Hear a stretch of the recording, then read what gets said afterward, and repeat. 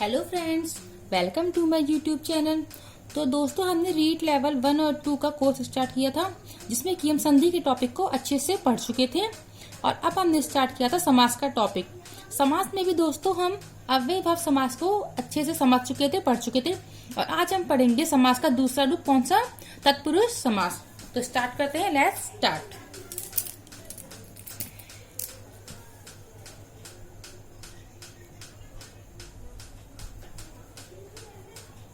तत्पुरुष समास। तो पहले हम पढ़ते हैं कि इसका नियम क्या होता है, इसकी परिभाषा क्या होती है। तो शुरू करते हैं हम एक बार।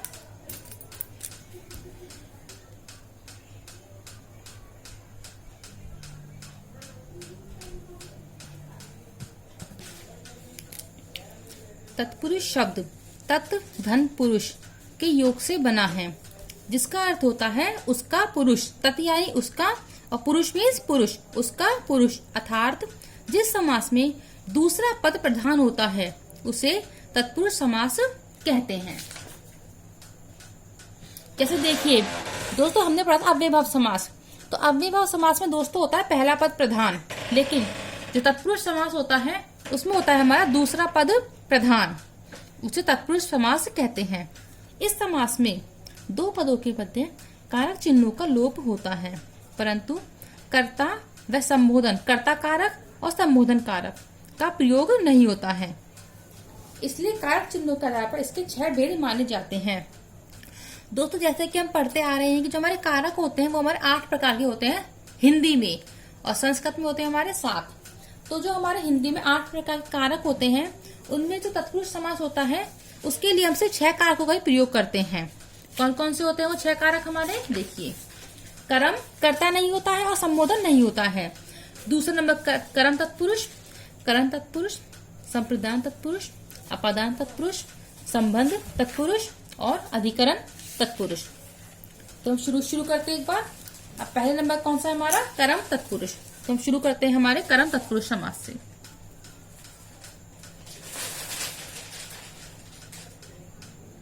कर्म तत्पुरुष समास।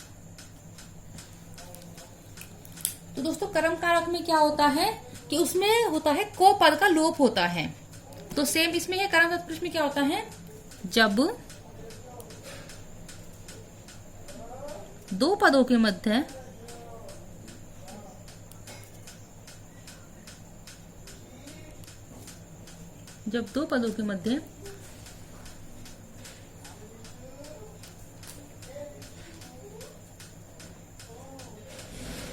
को विभक्ति का लोप होता है,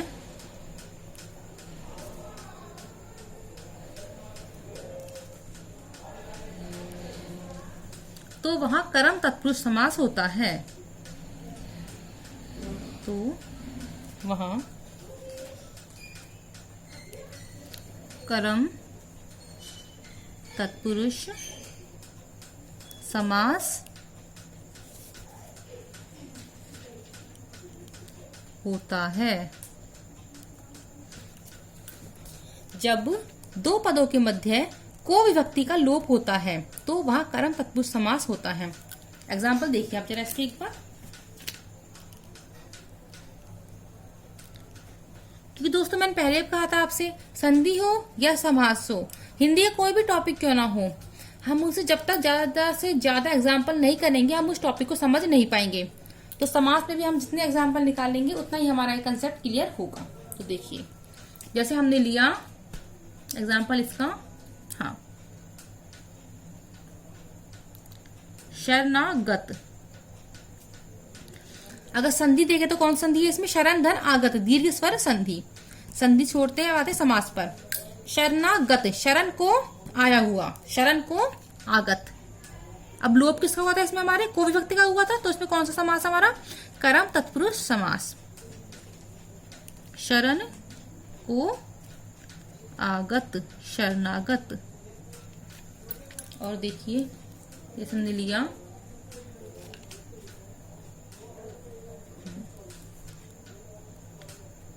कठफोड़ा। एक जीव होता है कठफोड़ा हमारा। कठ यानी लकड़ी, लकड़ी को फोड़ने वाला क्या होता है? कठफोड़ा। काठ को फोड़ने वाला। काठ क्या होता है हमारी लकड़ी होती है। काठ को फोड़ने वाला। दोस्तों ये एक जीव होता है जो कि पेड़ की कोटर में रहता है और जो लकड़ी होती है ना उसमें एक होल कर देता है, उसमें एक छेद कर देता है, इसलिए इसे बोलते हैं कट फोड़ा। कट यानी लकड़ी को फोड़ने वाला। और देखिए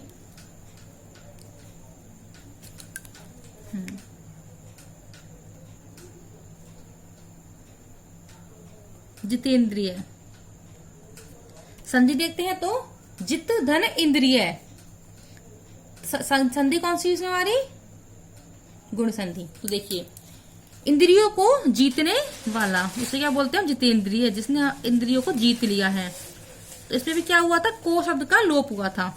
इंद्रियों को जीतने वाला कौन होता है? जितेंद्रिय। और देखिए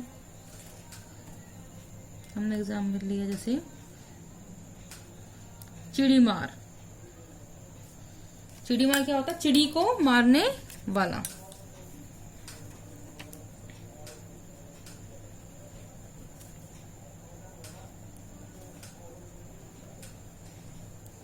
चिड़ी को मारने वाला क्या बन गया? चिड़ी मार। और देखिए जैसे हमने एग्जाम्पल लिया मनोहर। मनोहर क्या होता है? मन को हरने वाला।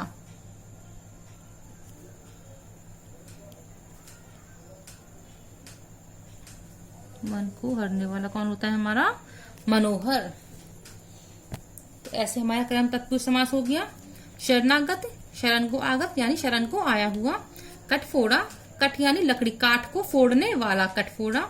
जितेंद्रिय, इंद्रियों को जीतने वाला। चिड़ी मार, चिड़ी को मारने वाला। और मनोहर, मन को हरने वाला। अब हम पढ़ते हैं तत्पुरुष समास का दूसरा, कौन सा? करण तत्पुरुष समास। दूसरा नंबर है हमारा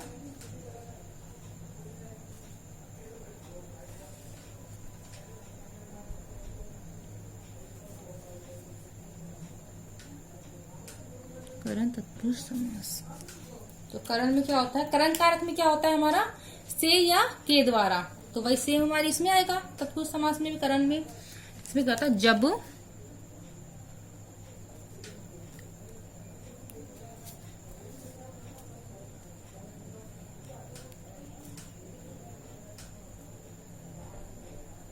जब दो पदों के मध्य से या के द्वारा कर्ता ने कर्म को करण से या के द्वारा। जब दो पदों के मध्य से या के द्वारा शब्दों का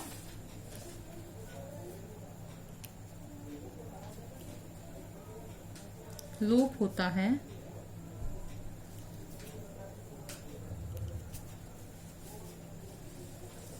तो वहां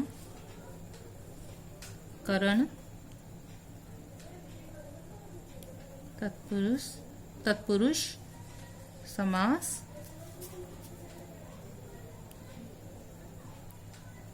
होता है।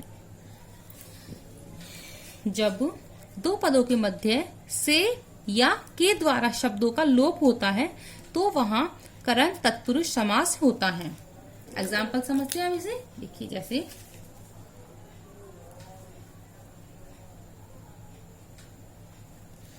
हमने लिखा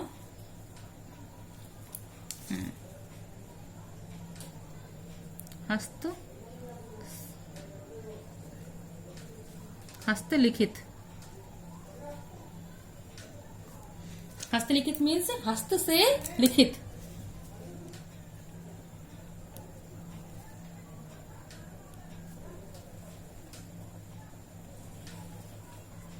इसमें क्या होता है दोस्तों? इसमें हम एक साधन का प्रयोग करते हैं। जैसे देखिए हस्त से लिखित, तो हमारा हाथ क्या है? हमारा एक साधन हो गया, एक उपकरण हो चुका है हमारा। तो हस्त से लिखित, हाथ से लिखित। और देखिए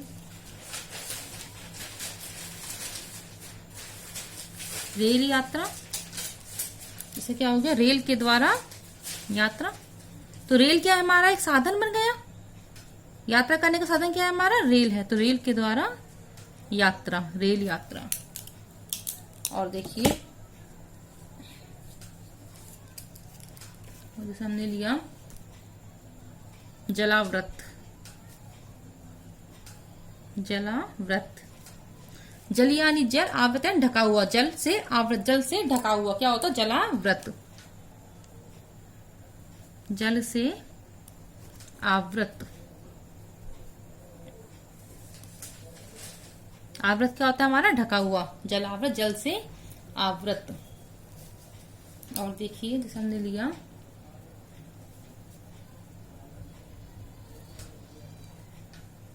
कपड़ छन, कपड़ छन क्या होता है, कपड़े के द्वारा छना हुआ।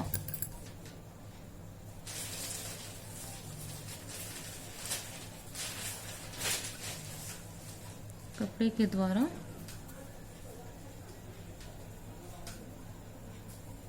छना हुआ क्या होता है, कपड़ छन। तो ये हो गया हमारा करण तत्पुरुष समास, जिसमें से या के द्वारा शब्दों का क्या होता है, लोप होता है। जैसे कि यहाँ पे देखिए, यहाँ पे से शब्द का लोप हो गया, यहाँ के द्वारा का लोप हो गया, यहाँ से का लोप हो गया, और यहाँ पर के द्वारा का लोप हो गया। तो ये हो गया हमारा करण तत्पुरुष समास। अब तीसरा प्रकार है हमारा समास का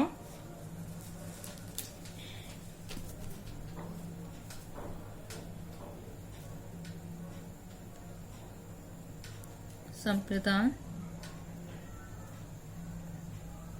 तत्पुरुष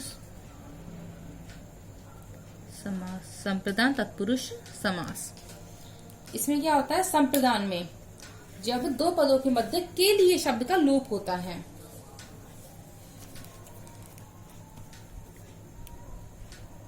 जब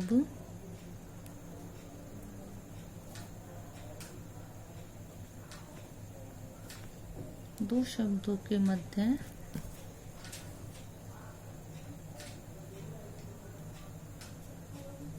के लिए शब्द का लोप होता है,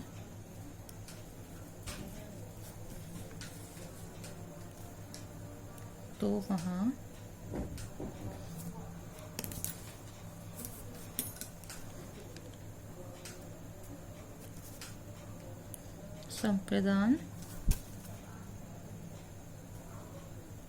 संप्रदान तत्पुरुष समास होता है।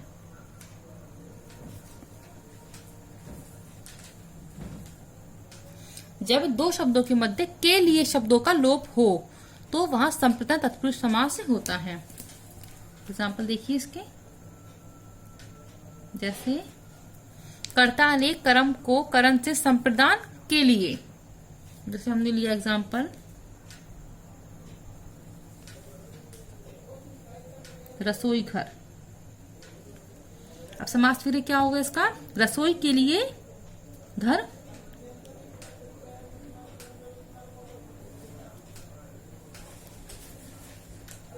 रसोई घर, रसोई के लिए घर। और देखिए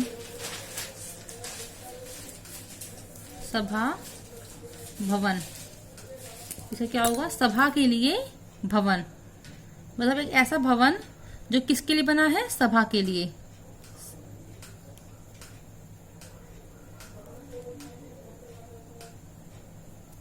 और देखिए हमने लिया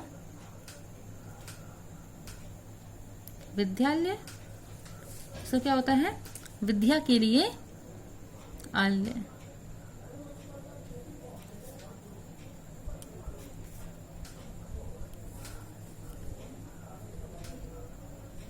विद्यालय, विद्या के लिए आलय।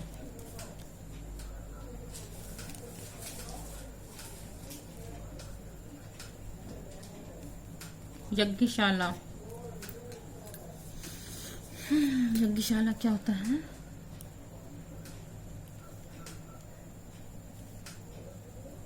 यज्ञ के लिए शाला, ये क्या बनी, यज्ञशाला। तो इसमें के लिए शब्द का लोप हो रहा है। देखिए रसोई घर, रसोई के लिए घर, सभा भवन, सभा के लिए भवन, विद्यालय, विद्या के लिए आलय, और यज्ञशाला यज्ञ के लिए शाला। एक एग्जाम्पल देखते हैं हम, जैसे हमने लिया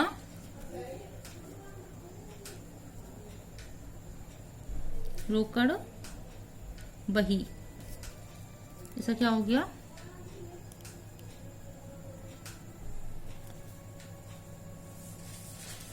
रोकड़ के लिए बही, ये हो गया हमारा संप्रदान तत्पुरुष समास। अब करते हैं 4th नंबर का, कौन सा है हमारा, अपादान। अपादान तत्पुरुष समास। इसमें क्या होता है,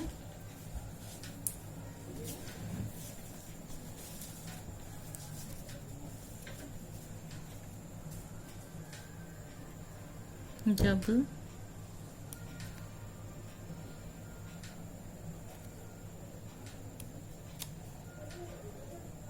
दो पदों के मध्य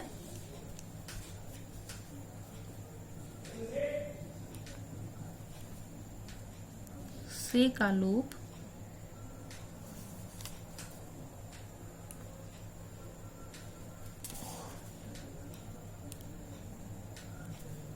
अलग होने के अर्थ में होता है।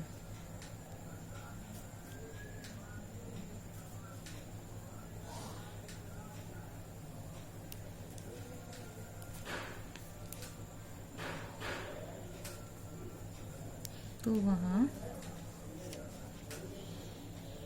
अपादान तत्पुरुष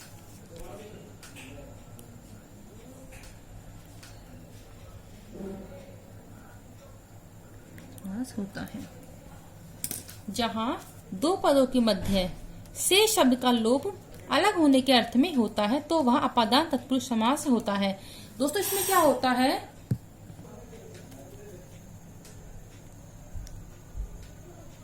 जैसे इसमें क्या होता है दोस्तों कि इसमें ना दो पदों के मध्य अलग होने का लोप होता है। इसमें जैसे कि ना ये ले सकते हैं हम, जैसे इसमें डर का, भय का, किसी स्थान से भाग जाने का, अलग होने का, ऐसे भाव उत्पन्न होते हैं।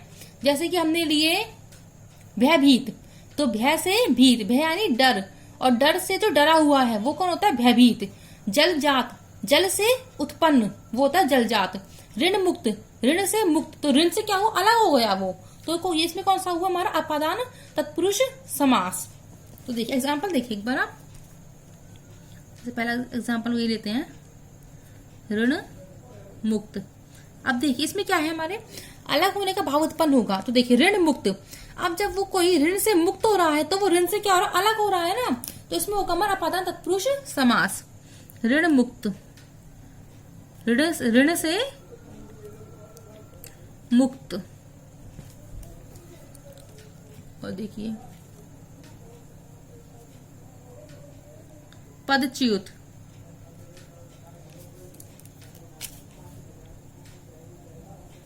पद से च्युत यानी पद से चुनाव हुआ। देश निकाला, देश से क्या है, निकाल दिया, तो वो क्या हो गया, देश से अलग हो गया। तो इसमें कौन सा अपादान समास, देश से निकाला, देश निकाला।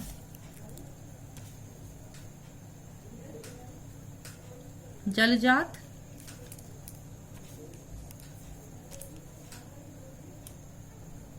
जल से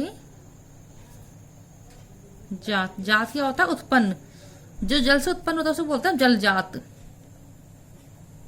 तो ये हो गया हमारा अपादान तत्पुरुष समास, जिसमें कि हमारा अलग होने का भाव उत्पन्न होता है। अगला प्रकार है हमारा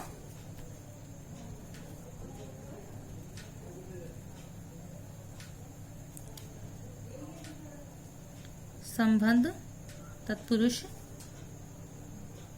समास। इसमें क्या होता है, हमें संबंध का बोध होता है। जब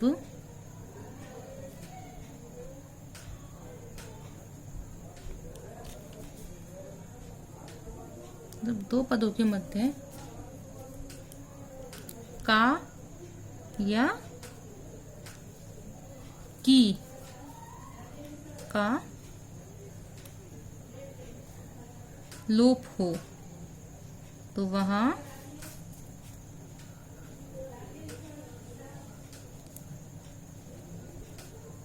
संबंध तत्पुरुष समास होता है। जहां दो पदों के मध्य का, की, के आदि शब्दों का लोप होता है वहां संबंध तत्पुरुष समास होता है। जैसे कि देखिए राजभवन, राजा का भवन।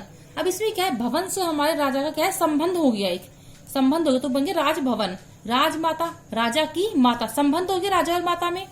तो इसमें होते हैं हमारे, देखिए एग्जाम्पल समझते हैं हम इसे भी। जैसे हमने एग्जाम्पल लिया राम चरित। अब इसमें क्या है, राम का चरित, तो इसमें क्या है, राम का संबंध हो गया, राम का चरित।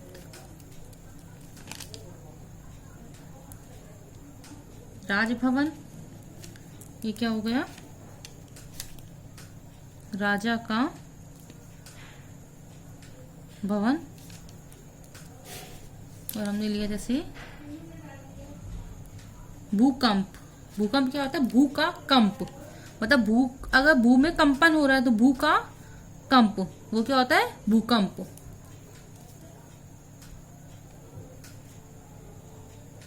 रेत घड़ी, रेत की घड़ी। जैसे कि दोस्तों पहले के जमाने में होती थी, पहले के जमाने में दोस्तों घड़ी तो होती नहीं थी, हमें फोन नहीं होते थे। उस टाइम पे क्या था, एक बड़ा सा एक डिवाइस होता था, उसमें रेत भरते थे और वो 24 घंटे में वो जो डिवाइस होता है वो एक खाली हो जाता था। तो वो थी हमारी रेत घड़ी, रेत की घड़ी। तो इसमें क्या होता है, का, के, की, इन शब्दों का क्या होता है, लोप होता है संबंध तत्पुरुष समास में। तो ये हो गया हमारा संबंध तत्पुरुष समास। अब हमारा तत्पुरुष समास का अंतिम प्रकार है अधिकरण तत्पुरुष समास। छठा और अंतिम प्रकार,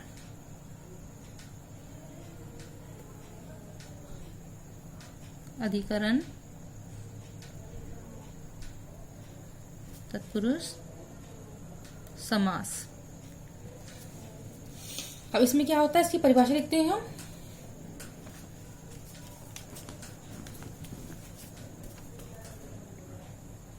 जब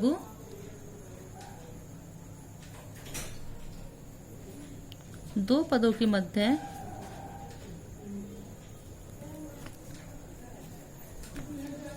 से या पर शब्दों का लोप होता है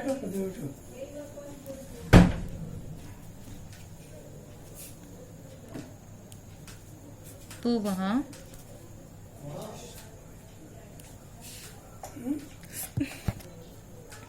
जब दो पदों के मध्य से या पर शब्दों का लोप होता है तो वहां अधिकरण तत्पुरुष समास होता है। एग्जाम्पल समझते हैं हम इसे भी एक बार। जैसे हमने लिया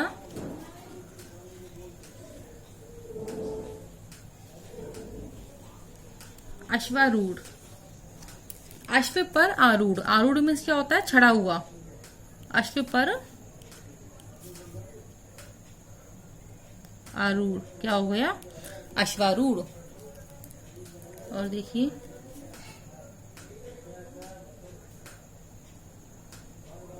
पर्वतारोहण, पर्वत पर आरोहण, आरोहण मीन्स चढ़ना, तो ये क्या हो गया हमारा पर्वतारोहण।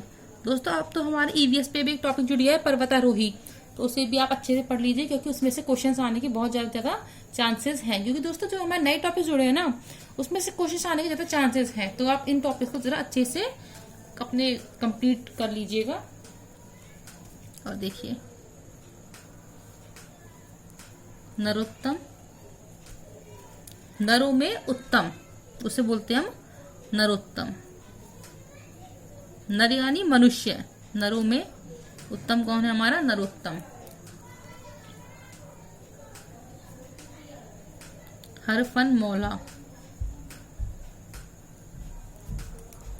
हर फन मौला मीन्स हर फन में मौला।